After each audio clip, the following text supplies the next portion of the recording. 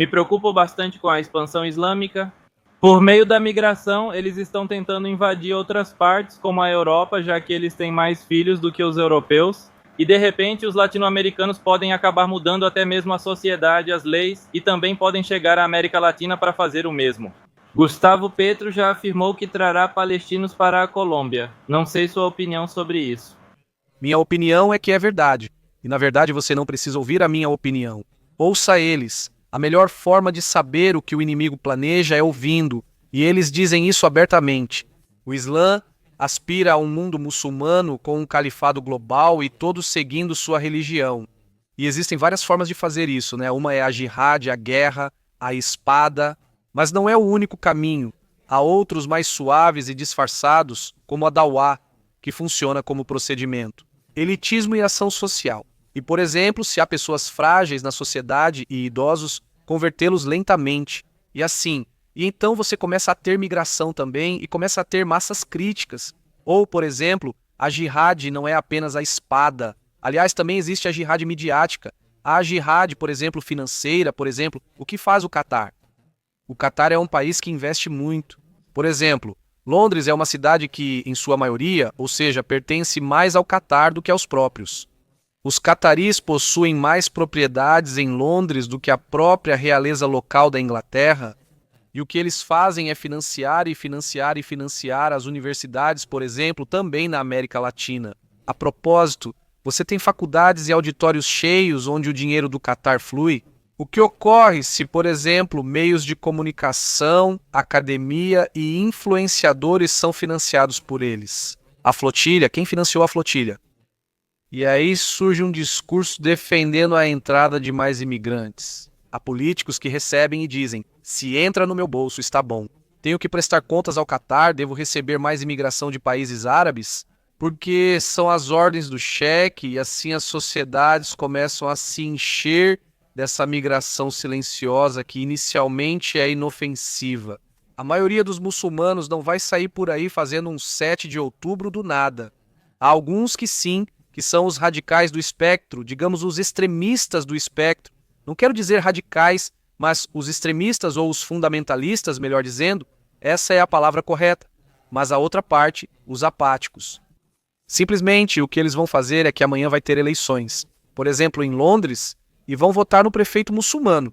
E por isso em Londres você tem um prefeito muçulmano. Na Inglaterra, o número de cidades com prefeitos muçulmanos cresce, mas em Londres, onde a maioria da população não é muçulmana, há apenas 4 milhões de muçulmanos. Foram suficientes para já ter todo um conglomerado de cidades onde os prefeitos são muçulmanos? Agora, se você já tem prefeitos muçulmanos, você tem mais cargos no mercado. Não sei se vocês sabem como funciona o sistema do parlamento, digamos, da Inglaterra, mas você tem mais governos que tendem a favorecer a causa do Islã e assim, de forma muito tranquila, eles começam a ter mais, digamos, espaço na sociedade ocidental. E o que você diz? Não sei se é motivo de alarme, não quero que as pessoas fiquem assustadas. Nem todos os muçulmanos são maus, ou seja, a imensa maioria não deve ser vista dessa forma. Eu já disse 1000 vezes. No exército israelense há muçulmanos. Na universidade eu tive e tenho professores muçulmanos. Médicos nos hospitais, são eles que nos tratam. Isso me preocupa um pouco, porque, veja, na Colômbia antes não se viam essas coisas de bandeiras da Palestina e de Palestina livre e todas essas práticas, isso não se via anos atrás. E agora parece como se não sei de onde saem, não sei de onde financiam isso e fazem destruição. Exato, você terminou bem a frase. O ponto da frase, quem financia isso? Se você participa dessas marchas, pode um dia usar o cosplay de terrorista deles, a Kefia. Você pode perguntar para eles e verá muitos que nem sabem, aí pergunte: por que você protesta por Gaza? Sabe onde fica Gaza? Você pode me mostrar no mapa? Eles não têm ideia, são só, na verdade, financiamento das Petro, que você mencionou no começo da sua fala. Ao Petro vê, como se diz no público, pessoas distribuindo bandeiras da Organização para a Libertação da Palestina, ou seja, da Palestina, e simplesmente entregam para eles. Ônibus chegam, pessoas do interior descem, recebem dinheiro e começam a vender bandeiras, porque esse é o salário de hoje, e fazem esse teatro entre as pessoas. Agora quero completar o que estava dizendo, que há muçulmanos, ou seja, há árabes. E tudo bem. O que acontece é que, como estamos falando, às vezes eles são muito apáticos ao fenômeno do radicalismo no islamismo. Ou seja, às vezes eles. Como posso dizer isso? Se algumas pessoas que são extremistas cometem atentados, você muito raramente vai ouvir muçulmanos condenando os ataques. É estranho que isso aconteça. E você pode, e viu nessa transmissão, não sei há quanto tempo você está assistindo, viu muçulmanos aplaudindo? Jamais, e eu não me importo se apoiam Israel, sério, Israel. Os judeus sempre foram alvo de ódio na história e perdemos a guerra midiática nunca explicando bem nossa razão de ser. O que realmente me importa e me incomoda é que as pessoas apoiem o Hamas. E o problema do muçulmano comum é que geralmente não levantam a voz quando atrocidades são cometidas pelo islamismo.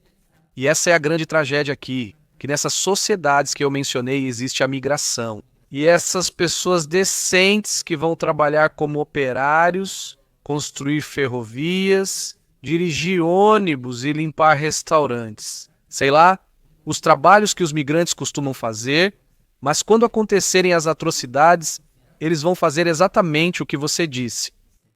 Eles têm que decidir se seguem sua fé e cultura e o que diz a tradição deles, que é justamente isso, né? Ou se ficam do lado da Inglaterra. Não sei se o público ficou sabendo que em Yom Kippur houve um atentado terrorista em Manchester, onde um terrorista muçulmano, porque a maioria dos grupos terroristas do mundo são islâmicos, um terrorista muçulmano tirou a vida de 2 judeus em uma sinagoga, cometeu um atentado e, no final, a polícia o neutralizou. O que fizeram? Os muçulmanos da mesma cidade de Manchester foram com bandeiras palestinas, mas o primeiro-ministro da Inglaterra declarou que vai aceitar um Estado palestino, ou seja, a Inglaterra está do lado da causa do Hamas.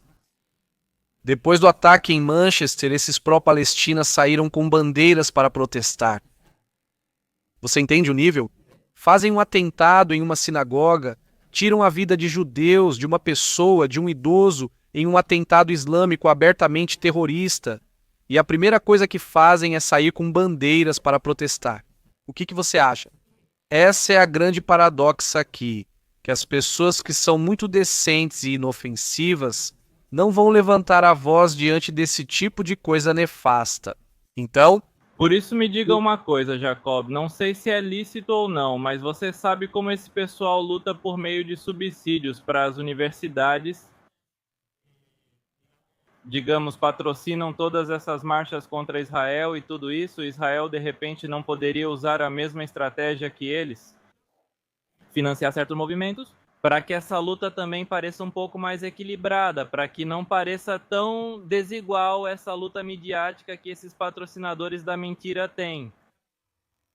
eu acho que Israel não pode se dar a esse luxo porque o gasto é muito grande em Israel. Já estamos em uma guerra onde foi investida grande parte da nossa economia. Nessa guerra não podemos nos dar a esse luxo. E por isso, o que temos são pessoas como você, como todo o chat, pessoas que entendem o problema, entendem as bandeiras, entendem o nível.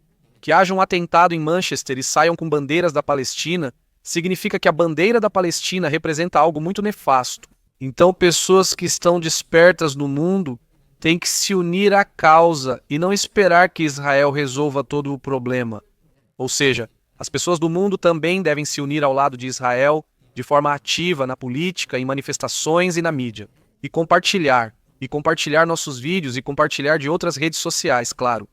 Ou seja, eu não acho que devemos esperar que Israel nos salve, ou seja, a pessoa também precisa tomar consciência e também que o mundo mude isso.